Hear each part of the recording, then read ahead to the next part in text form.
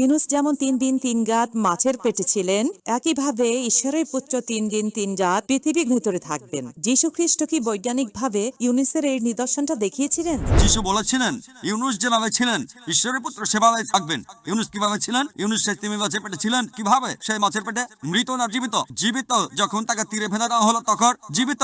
সেই তিমি মাছের পেটে যখন তিনি সমুদ্রের মধ্যে ঘুরছিলেন, মৃত না জীবিত? জীবিত। তিনি সৃষ্টিকর্তার কাছে প্রার্থনা করলেন, জীবিত না মৃত? জীবিত। মাছটা তাকে সমুদ্রের তীরে ফেলে দিল, মৃত না জীবিত? জীবিত, জীবিত, জীবিত, জীবিত।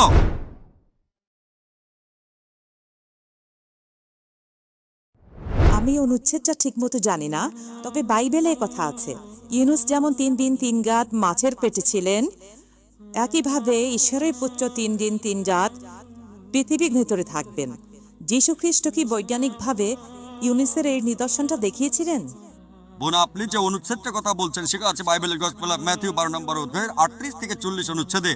যখন ইহুদিরা যিশুর কাছে গিয়ে বলল, একটা নিদর্শন দেখান, অলৌকিক কিছু করে দেখান, যিশু খ্রিস্ট তখন তাদের বললেন, তোমরা অসৎ আর ব্যভিচারী জাতি, শুধু নিদর্শন খুঁজে বেড়াও, তোমাদের কোনো নিদর্শন দেখানো হবে না, শুধু ইউনুসের নিদর্শন বাদে। যেভাবে নবী ইউনুস 3 দিন এবং 3 রাত তিমি মাছের পেটের মধ্যে ছিলেন, সেই একইভাবে ঈশ্বরের পুত্র 3 দিন এবং 3 রাত পৃথিবীর বুকের মধ্যে থাকবেন।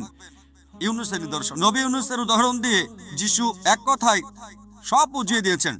আর আপনারা যদি ইউনুসের নিদর্শনটা পড়েন, বুক অফ জোনা 2 পৃষ্ঠার অধ্যায়, আর বেশিরভাগ লোকই জানেন। যদি ভালো করে দেখেন, ইউনুস 3 দিন 3 রাত ছিলেন, কিন্তু যিশু খ্রিস্ট কতদিন ছিল? আর আমরা একটা গসপেল থেকে জানতে পারি তাকে ক্রুশবিদ্ধ করা হয়েছিল, ধারণা করা হয়, ধারণা সন্ধ্যা হওয়ার পর তাকে ক্রুশ থেকে নামানো হয় আর একটি সমাধারে রাখা হয়। আর রবিবার সকালে যখন লোকজন সেই সমাধিতে গেল, সমাধারটা তখন একদম খালি। তাহলে যীশুখ্রিস্ট সেই সমাধি ভেতরে ছিলেন শুক্রবার রাতে। শুক্রবার রাতে তিনি সমাধিতে ছিলেন, শুক্রবার রাত। শনিবার সকালে তিনি সমাধিতে ছিলেন, একদিন, এক রাত, একদিন।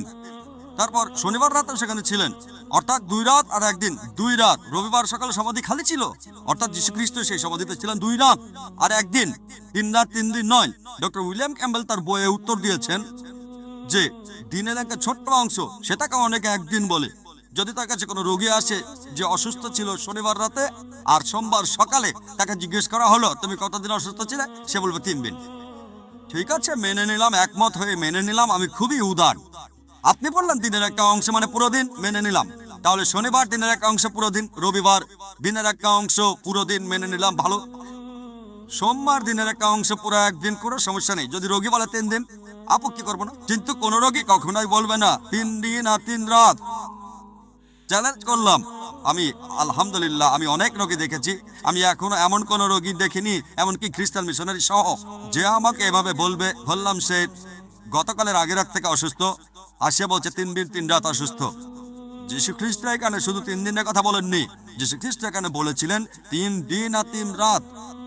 তাহলে এটা একটা গাণিতিক ভুল, বৈজ্ঞানিকভাবে যীশু খ্রিস্টের কাছে করে দেখাননি। আর এছাড়াও যিশু বলেছিলেন ইউনুস যেভাবে ছিলেন ঈশ্বরের পুত্র সেভাবে থাকবেন। ইউনুস কিভাবে ছিলেন? ইউনুস সেই তিমি মাছের পেটে ছিলেন। কিভাবে? সেই মাছের পেটে মৃত না জীবিত? জীবিত। যখন তাকে তীরে ফেলে দেওয়া হলো তখন জীবিত। সেই তিমি মাছের পেটে যখন তিনি সমুদ্রের মধ্যে ঘুরছিলেন, মৃত না জীবিত? জীবিত। তিনি সৃষ্টিকর্তার কাছে প্রার্থনা করলেন, জীবিত না মৃত? জীবিত। মাছটা তাকে সমুদ্রের তীরে ফেলে দিল, মৃত না জীবিত? জীবিত, জীবিত, জীবিত, জীবিত।